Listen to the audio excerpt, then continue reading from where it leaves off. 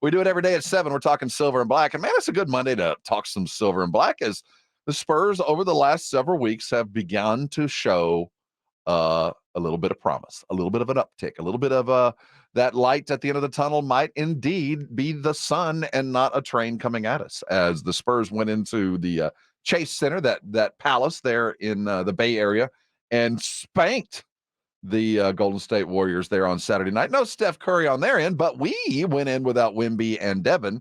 And from front to back, beginning to end, Spurs controlled it. Can they do it again tonight?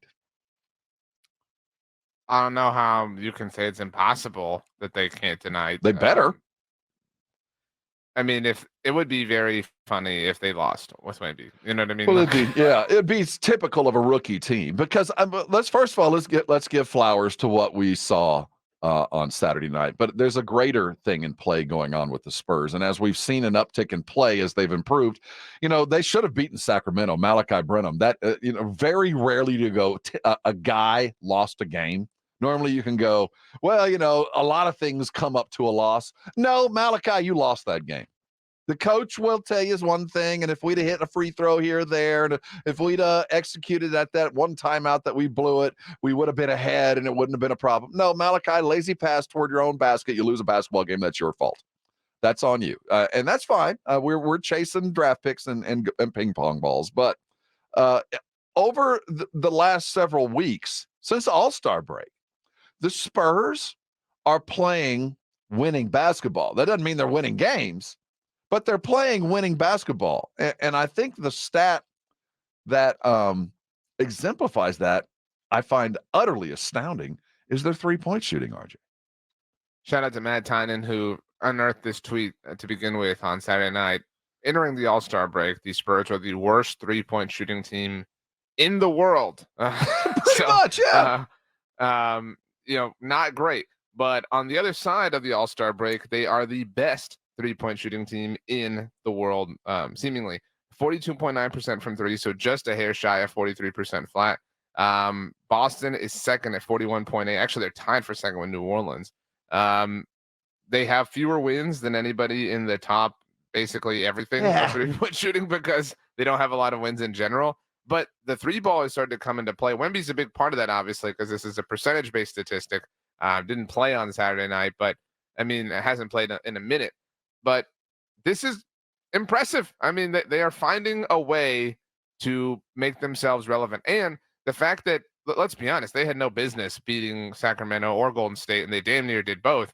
The fact that the three ball is landing is helping them. It is the rising tide that is lifting all of their boats at the moment. What do they say? It's a make or miss league. Mm-hmm. It's a make or miss league. You either make it or miss it. If you make it, you win, and if you miss, you lose. I don't care how good your defense is. If you miss shots, you're going to lose games. And the Spurs have been a terrible shooting team. And the irony of all this, and Tynan pointed it out, was the secret to getting better shooting is to cut your best shooter. It's to let Dougie McBuckets go, and suddenly, he was holding us back. I think we were focused too much on one subject. But with his exit, we see.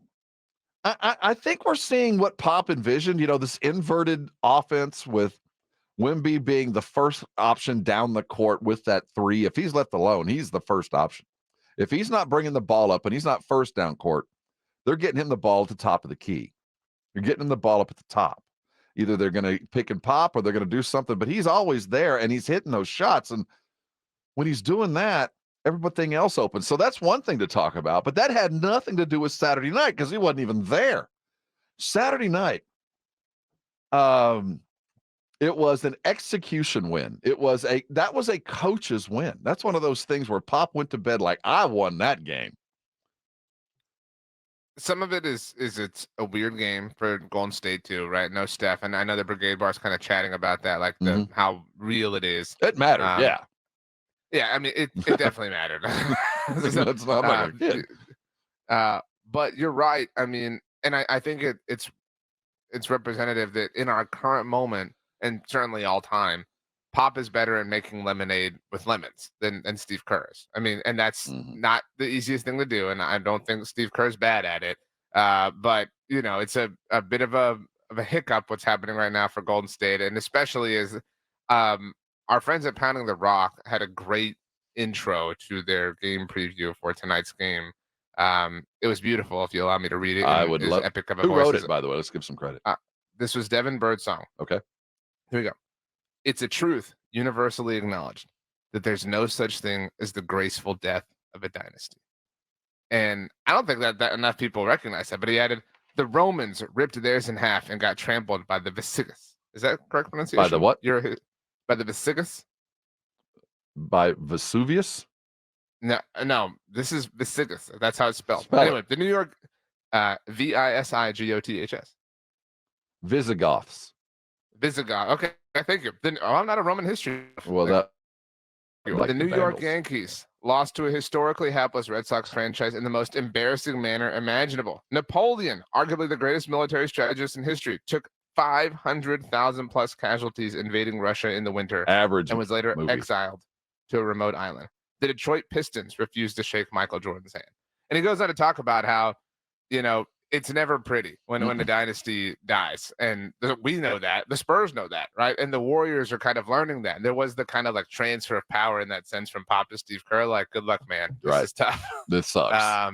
Yeah. And so you could kind of feel that, I feel like, on Saturday night, and certainly again coming into tonight, where it's like we're closer to the other side. I don't think we're out the tunnel yet, but everybody goes through this. I mean, when you can only be all time because everything else is not, if that makes sense.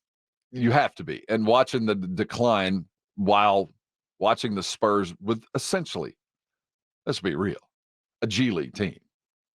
Yeah. Rolling out and just out executing them. Of all the guys that I've been impressed with this year, Malachi's been up and down, and I'll continue to hammer you. It ain't the end of the world, but you lost a game, dude. And he would have had like all-time game on Thursday. Oh, I know. He just hadn't had. It's a shame what one moment did for him. It really was. And he played again. He played well on Saturday, and so did Blake. I mean, of the young guys that I have seen that I enjoy, I think Dominic Barlow might have the highest ceiling. As good as we've seen Blake, kind of grow into his own. And, I'm looking for comparisons, but he's an energy guy, and he's starting to understand that energy requires a little bit of diligence and control at the same time. And as he learns that, he's become a much better guard. Malachi, hey, man, you're an NBA player. I'm not sure if you're going to be an NBA player with the Spurs, but you have a future in the league. You're going to be in the league as long as you want to be. But of the guys that I look at for the future, you go, this guy could really have something. It's Barlow. I'm not there yet. I'm not saying immediate, but he is more athletic than Bassey. And we saw Bassey last year and went, well, of all the things that were awful about this year, and this was even before we had gotten Wemby, of all the things that were terrible about last year, Bassey was a bit of a, oh my goodness, thanks, Philly. They handed us an NBA player for literally nothing. And I think Barlow is going to end up being the guy that will actually stick on this team, because I can envision a team, if they decide not to go big, where Barlow is the other big, because he's got the athleticism to do some things that are kind of out of Pop's normal purview of a big, the down low pivot post guy, where Barlow's more of a high pick and roll rim runner, rim protector type. A different style of big than Pop has been utilizing in the past. But, man, I like the way the Spurs look when he's out there. And I can't wait to watch both Wemby and Barlow play together, because I get the sense they might be able to play together and not just have him back up Wemby, but play a different position. Wemby's a 3.5. He's not a 3. He's not a 4. He's a 3.5. So you either got to fill in on those other gaps. What I'm getting at is, man, when I see the Spurs hitting threes and I see another athletic, bouncy big out there, that's kind of where you see the Spurs going. 30 minutes for Barlow, 7 of 10. 0 for 1 from 3, though. I mean, I don't want him taking that. Don't you're screwing up the percentages, Derek. Stop. That's what I'm saying. Just chill out. 5 of 6 from the free throw line, 19 points, +4, ±. I mean, this is a solid night's work. It was. And I mean, again, I'm not quite there, but you're right. There's something that's worth exploring. Something I think for so much of this season we've said like get rid of everyone except for Devin, right? Like there's some players earning some future keep around here. You know what I mean? And Barlow might be one of them. I think one Spur bats their eyes at you, and you're willing to kind of Well, I am. I'm not going to kid. I am a desperate. It's in my parlance, it's about 1:15 at night. Wow. The lights aren't on yet, but it's time to. I don't know if you chose that song on purpose, but that's a very popular song. It's 1:15. I did it just so you'd sing. That's literally the song. That's literally the song lyric. Now, I will say this: I'm all alone and I need you now. That's who you are. That's You're me. Yeah. What's the real band name? Oh, we can't say that. I don't think you can say it, but Lady A is their new name. Tommy Pratt on a Brigade Bar. I'd like to see Mamu get more playing time. I thought he played really good and he has. The thing that Mamu brings is just reckless abandon. The dude has enough skill to kind of justify being on the court, but he's kind of like a puppy dog. A little, you know what I mean? He goes. He's at 100%, and he's got athleticism that is surprising to me. I mean, every time he does things, man, that dude got a little bit more in him than I thought. I don't want to be. He's Big East Player of the Year. I'd forgotten about that. But this is, I would caution against moments like this because don't fall in love. You know what I mean? Right away. This was fun. We all had a great time. We all talked about it with our friends on Sunday. It was great. But don't miss the forest through the trees. I will say, no, you're right. But I'll tell you, if there's ever been a time to be optimistic, it's right now. Because over the next month, they've got like 8 home games. And, I guess we'll count Austin as a home game. But they play a lot. And it's not Spurs like home cooking has been great for the Spurs. But, we put up with them being on the road for a long time. I think they're going to kind of slide into a rhythm. I think they're going to come in and we're going to see some pretty decent basketball because this Wemby rolled ankle thing, that was a bit of a farce. I mean, he's not even on any kind of injured list. He's going to play tonight. He was tired. I thought it was. And and he's getting close to 65 games. And we're getting close to that. But I do think that this is going to be that final push run because once he hits that 65, we're going to start having the debate, and we're not there yet. But, once he gets to 65, he will have achieved Rookie of the Year. I think that's a foregone. And, he'll be on one of the 3 defensive teams, all defensive teams, first, second, or third team. It'll probably be first team, if not defensive player of the year. So I think records will have been achieved. The season will have been, kind of put through the prism, and we're going to put him to bed. I don't see Wemby playing out this whole year. I think as soon as he gets to the 65 and we find some numbers that are appropriate, we're going to put him to bed. So I think this next month with a bunch of home games is the home stretch, not just for the team, but for Wemby's season. I think you're right. So Rookie of the Year, by the way, the odds are laughable. Yeah, it's over. He's minus 5,000. Chet is plus 1,600.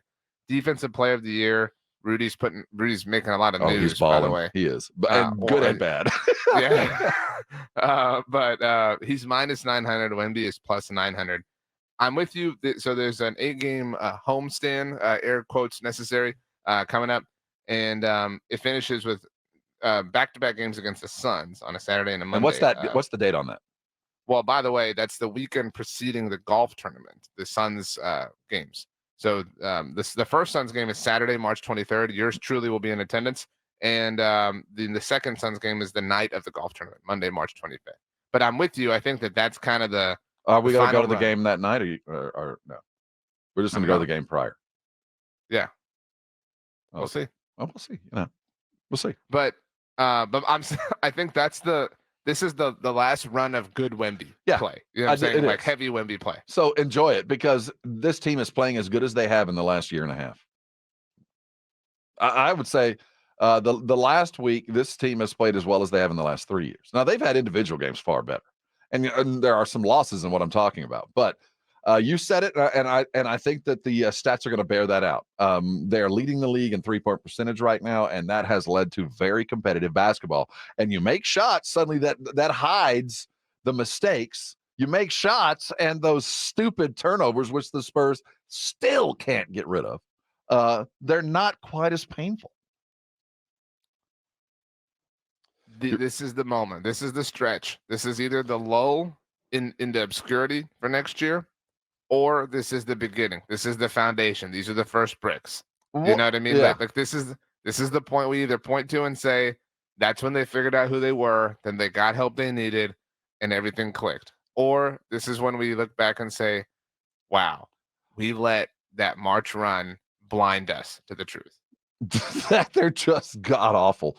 The stretch is going to matter, and I do think it's going to end up, I think they're going to end strong and then kind of punt away and see how many ping pong balls we can put in the bucket as we close things out.